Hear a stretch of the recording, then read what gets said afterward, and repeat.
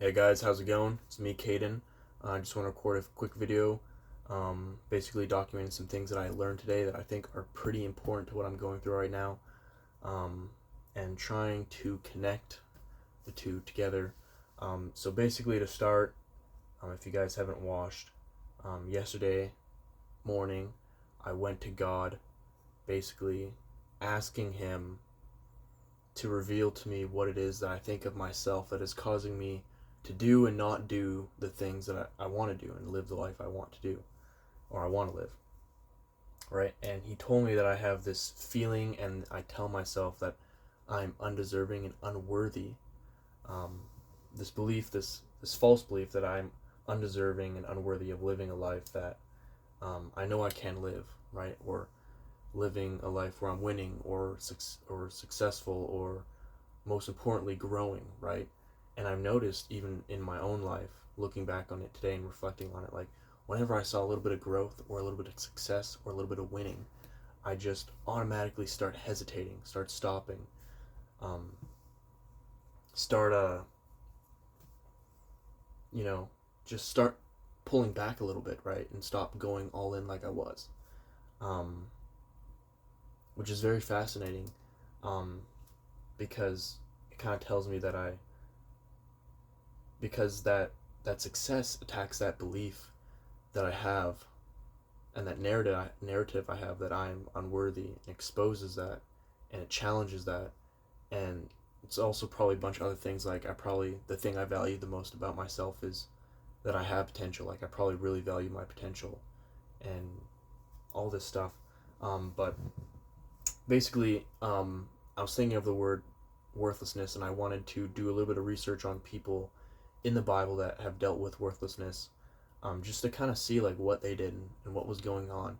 And as I was going through, I ran into this verse here by Paul, 1 Corinthians 15:9-10, and I was like, what the heck? Paul basically saying that he's undeserving and unworthy of God.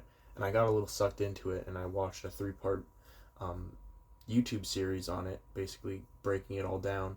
And I thought it was pretty mind changing, and that it's somehow connected to what I'm going through. And I just wanted to document this for myself. I don't really know if I have a conclusion here, but this is mostly just for myself. But hopefully, you guys get something from it and learn something about what I'm going through, or help yourself out. But basically, let's get right into it. Okay, so 1 Corinthians 15:9-10, Paul's saying, For I am the least of the apostles, because I persecuted the church, but by the grace of God I am what I am, and his grace towards me was not in vain. On the contrary, I worked harder than any of them, though it was not I, but the grace of God that was within me, that was with me.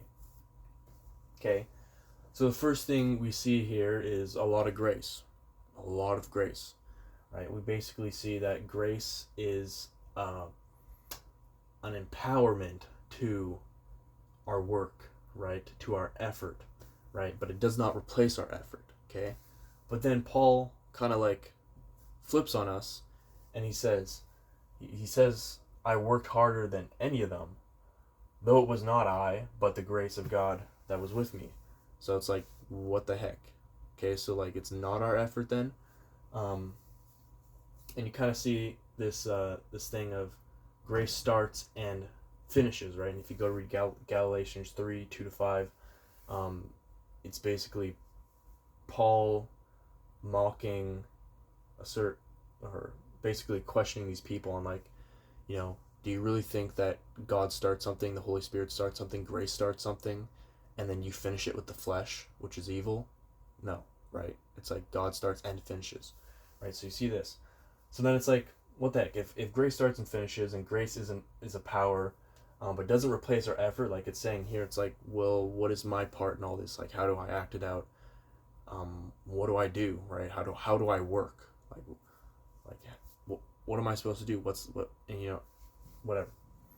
So how do we participate, right? So if we go to Galatians 2:12 or 2:20, it says, it's no longer I, but Christ who lives in me, and the life I now live in the flesh I live by faith in the Son of God who loved me and gave himself for me.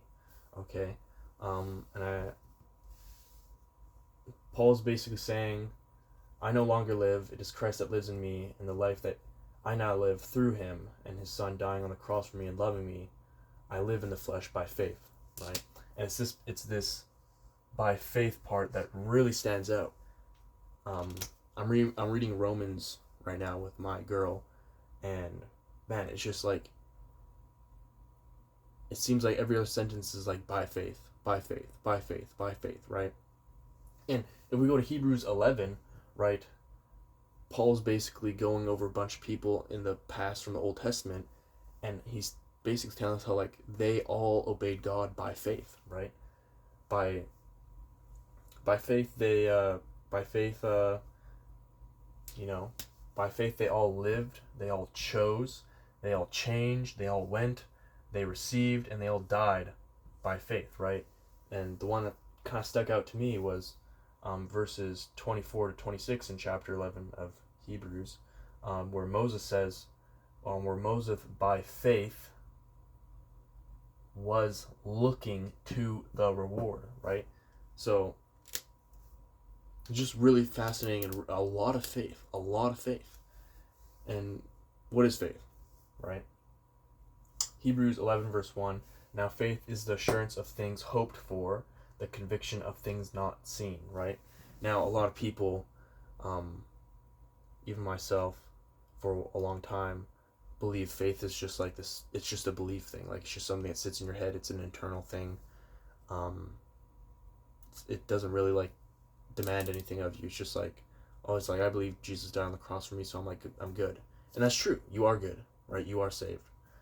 You're covered by the grace of God, and your sins are all forgiven. But people ignore the rest of Hebrews 11 chapter 1, or Hebrews chapter 11. They read the first verse and they're like, okay, that's faith, but then they don't read the rest of the whole chapter, where it's basically Paul telling us, like, by faith, people acted out. They acted out their faith, right? And you also see this in James 2, like verse 17, I think it is, or 16, where it says, Paul basically says, like, show me someone that has faith that doesn't have works, right? And we basically ignore all of the works of faith that we're supposed to do, right? Now connecting this back with here. So if our work is faith, okay, so our work is faith. This is our part of the deal. What it kind of looks like is, it starts with grace, right? Because grace starts and finishes, okay? So it starts with grace. There's a promise of the grace that we trust and believe in faith in, okay? Then we are empowered by the grace of God, which leads us to obey whatever God is commanding us to do, which then leads to glorifying God, okay? So you see that grace starts it, grace ends it, and it glorifies God. I think it's also in James somewhere that we are to glorify God in everything we do, right? Another way you could frame it, I don't know if you guys can see this, but work is trusting his promise of grace through the faith. Through that faith, God let me restart there. Work is trusting his promise of grace. Through that faith, God's empowering grace frees us to do what God commands us to do, so he gets the glory, right? And I was thinking of my situation right now, so I feel like I have to earn my way to deserving of doing certain things in my life.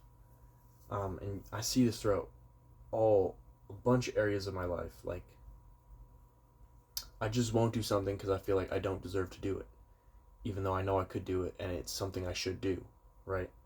Or I'll make an excuse like, oh, I can't. Example, like, I can't go my all at the gym because I don't have the diet completely locked down, or like I shouldn't buy the food for my diet because I don't have consistent income, or there's just a ton of examples like that. And basically, like, this is attacking all of it. This is attacking that whole belief around it's all my work, it's something I have to earn, and it's something I have to do, right? And it's basically, God's just basically saying, like, the only part you have to do is have faith. And it doesn't matter if you leave the job, stay in the job, go to another job, do this in the job or do this without the job, as long as you have faith, right? Faith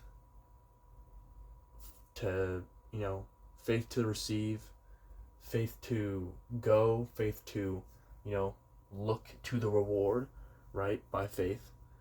And this just hits me. It just hits me.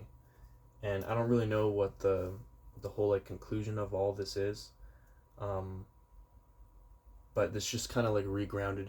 It just kind of grounded me again in my part is faith. My part is acting in faith, right? And whether that's, me dealing with a lot of uncertainty and me believing that since I'm unworthy, my effort's kind of pointless because it's like it's all invalid because it's coming from I'm already, like, how do I explain this? Like, since I'm undeserving, all my effort is basically pointless because I haven't earned to be deserving. Like, I haven't earned to be deserving yet. And just kind of, in feeling worthless, it's like, if you're worthless, like, your effort, you're going to think, is also worthless. Like, it's pointless. Like, it's invalid. Like, it just, you're not going to get anything from it, right? And that's kind of what I'm going through right now.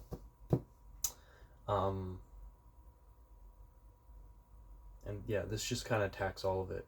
Just saying, like, it's by God's grace that it starts and it finishes. And the part you have to do is faith, right? Faith in His promise of the grace and faith to obey after He empowers, right? And yeah, I just thought I'd record this down. I honestly really liked doing this, like writing this all down. I'll probably maybe do this more often. But yeah, hopefully this helps some people, and hopefully this becomes more clear to me over the next few days here. And that I can put together a more well put video that really helps people understand this and helps me understand it. But that's all I kind of got for today. I'm really tired. It's really late right now, so I hope you guys have a great night, and I'll see you guys tomorrow. Peace.